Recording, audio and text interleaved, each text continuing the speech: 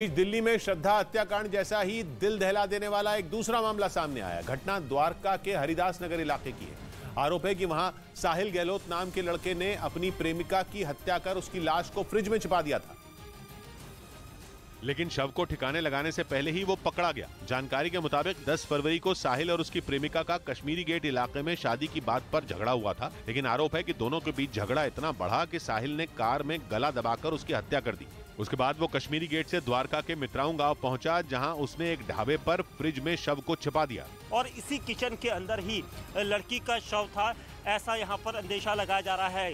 Police के मुताबिक लड़की हरियाणा के झज्जर की रहने वाली थी। पुलिस ने ढाबे से लड़की के शव को बरामद कर लिया और साहिल से पूछताछ कर मामले की तह तक जाने में जुटी है। उधर जम्मू कश्मीर के रियासी में नाले पर बने एक पुल के टूटने से करीब 2 दर्जन गांवों का संपर्क एक दूसरे से टूट गया, जिससे गांव वालों की मुसीबतें बढ़ गईं।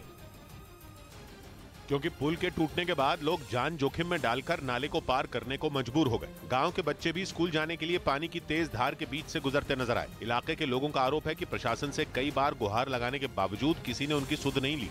इधर बिहार के जमुई से हैरान करने वाला एक वीडियो सामने आया। वहां एक तालाब में बच्चों से भरी एक नाव अचानक पलट गई, जिसे देख वहां मौजूद लोगों के हाथ पांव फूल गए। सामने आए वीडियो में उस नाव पर कई बच्चे बैठते दिखाई दिए। सब कुछ ठीक चल रहा था, लेकिन जैसे ही नाव पर ज्यादा बच्चे सवार हुए, उसका संतुलन बिगड़ गया और वो पलट गई। इसके बाद जो हुआ, ब्रेक के बाद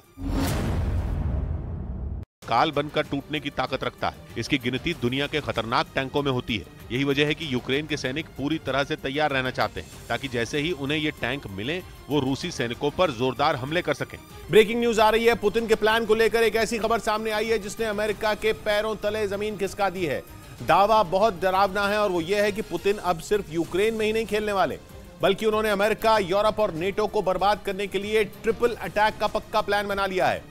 पुतिन का पहला निशाना तो यूक्रेन ही होगा, लेकिन उनके दूसरे और तीसरे टारगेट ने नेटो और यूरोप का बीपी बढ़ा दिया है। यूक्रेन की एक इंटेलिजेंस रिपोर्ट का दावा है कि पुतिन का दूसरा शिकार यूक्रेन का पड़ोसी मोल्दोवा होने वाला है।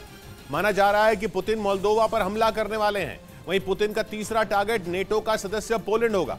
इस दावे के बाद 24 फरवरी को सबकी नजरें टिक गई हैं, क्योंकि 24 फरवरी वो तारीख है जब रूस और यूक्रेन की जंग को 1 साल पूरा होने जा रहा है। यानी नेटो, यूरोप और अमेरिका के पास सिर्फ 10 दिन है।